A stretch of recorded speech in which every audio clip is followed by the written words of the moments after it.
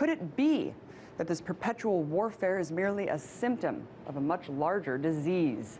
A disease that necessitates war, division, and destruction to function.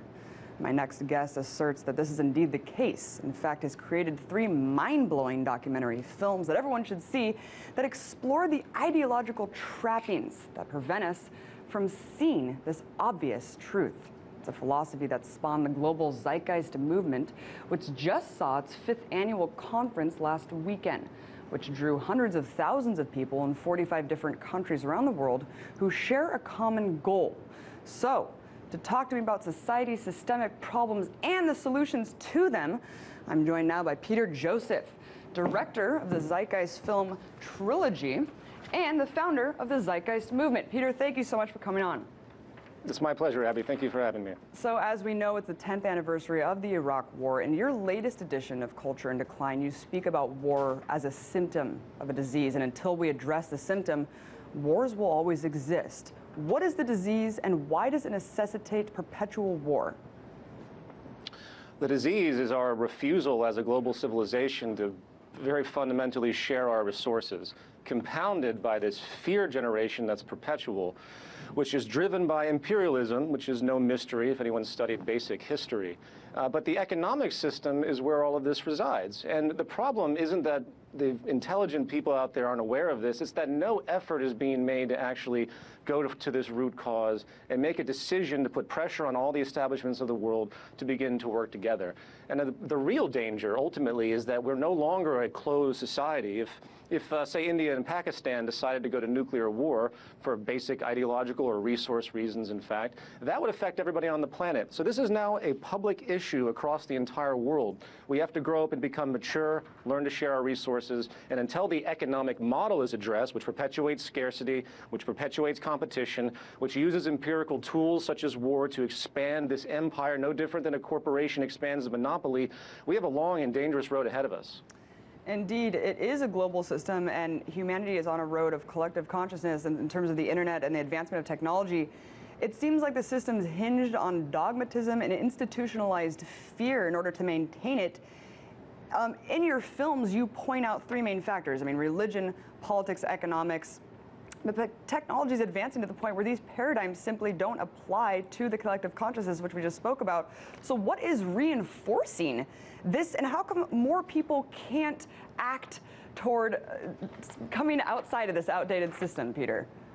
Well, the conditioning is so powerful. I mean, everything that rewards you and I, or the basic majority of the population, which is this industrial economic system where you have to be very cutthroat, extends itself synergistically to the entire approach of how nations interact, of how the world interacts. So if you have a complete model based on competition, fear generation, again, the restriction of possibility through scarcity, and this kind of ideological fervor that says, well, this is just the way it has to be, and they have no idea what technologically can happen to remove all poverty, to actually eliminate all the problems that are generating this incentive for war. Since people don't know about those things, which of course is what the Zeitgeist Movement is trying our best to get out there apart from other ideas, they don't know how to think about it. So they look at this, us and them, they say this is just the way it is, and the entire sickness unfolds. And the fear, as you point out, is just cyclically regenerated over and over again. But Peter, we're told that capitalism breeds competition and innovation, and nothing else will allow that to exist. Yet your documentary perfectly outlines, I mean, these amazing technologies that exist right now, yet they're being restricted or underdeveloped because of monopoly over industry. I mean, for example, the maglev train. I mean, it's mind-blowing what the potential of this is. Talk about this as well as other innovations that could completely transform society for the better. Yeah, it's unfortunate how people, again, don't know of these innovations. From infrastructure such as transportation to food generation to energy generation, we have the capacity to create an abundance of these things of high efficiency, incredible sustainability, with, in fact, none of the scarcity attributes and labor requirements and these value orientations of traditional economics, which could make them all free, in fact. And I mean that very literally, and if people want to learn more about that, thezeitgeistmovement.com. But here's the problem. There's 2 systems happening in the world right now. There's a financial system, a market system, the business system, and then there's a natural law scientific system that existed long before we ever evolved to understand it. And we are putting a round peg in a square hole right now, because the evolution of technology is enabling all these possibilities to literally solve mass, multi-millennia global problems, to put on a completely new path towards true progress and creating social stability and increasing public health, but we are being blocked and stopped by this arcane market system, the free market capitalist system as it exists in its form today, which needs to restrict efficiency. It needs inefficiency to keep people employed and to keep this whole hideous machine going. Right, I love that part in your documentary also where you talk about products. I mean, they're made to be have a shelf life of like a year, so then you just keep buying the updated model, and we don't share things anymore. I mean, and of course, humanity has potential for so much good, yet so many of the smartest people on Earth are working for methods of destruction and warfare. I mean, you've said yourself a revolution of values is what's required. What impetus is needed for this shift? Good question. You know, there's what we call a biosocial set of pressures, which are, you know, the basic destabilization we see socially, the Occupy uprisings, which is just one of many historical uprisings of the underclass that is basically abused and exploited. We see tremendous biodiversity problems and ecological problems that are emerging across the world. You know, it's climate destabilization, all this stuff that is persisted that we kind of conveniently ignore.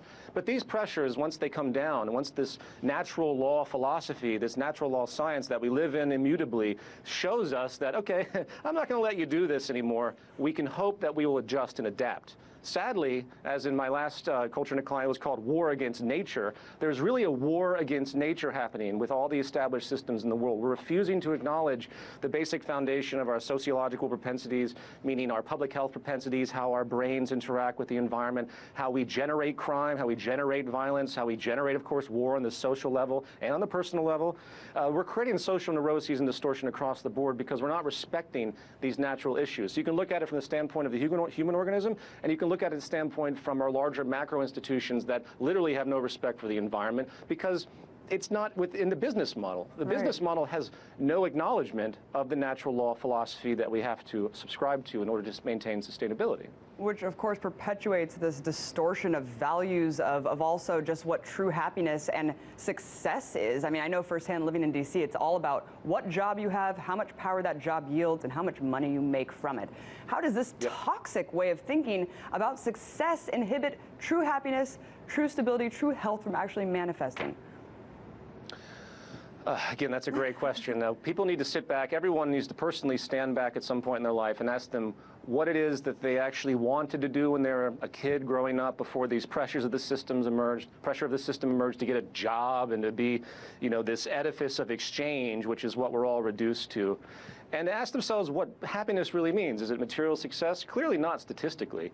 Material success is variable. You could go back hundreds of years, and there be people with much better public health than we have today, societies, and yet they have much less of a material acquisitive reality. They don't have all the cell phones and Twitter and all this stuff that distracts us and makes us feel impulsive with how we relate to the world around us in many different ways.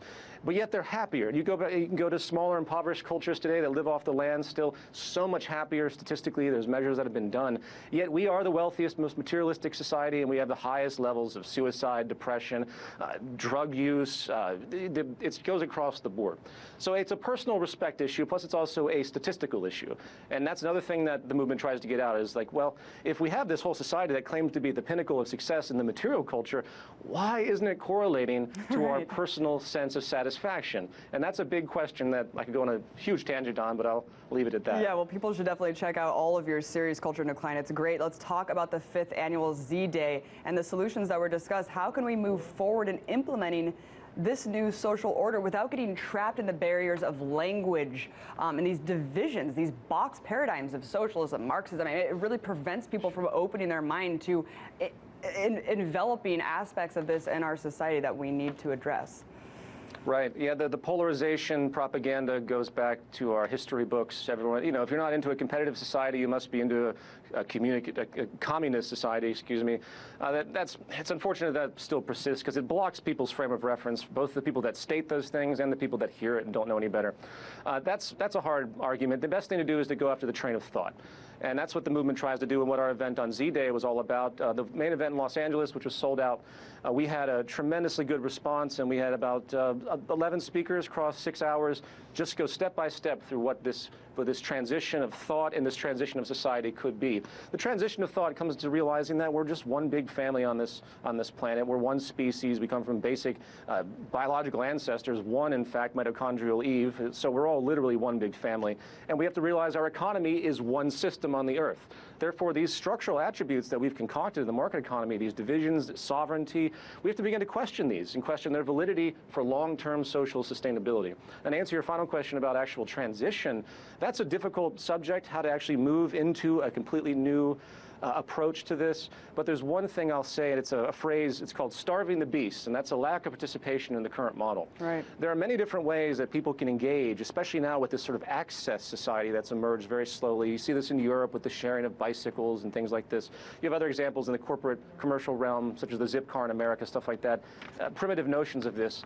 But localization of energy in your homes, the community attributes, sharing of resources, creating shared networks, time banks, mutual credit systems like they have in Switzerland, very advanced systems that do one thing. They help people that are suffering, that can't get a job, which is growing and robust across the world, and simultaneously it takes away the energy and drive, the GDP growth. So you imagine, for example, if we had resolution to healthcare problems in America, which is about 15% of GDP. Right. This is a side note, by the way.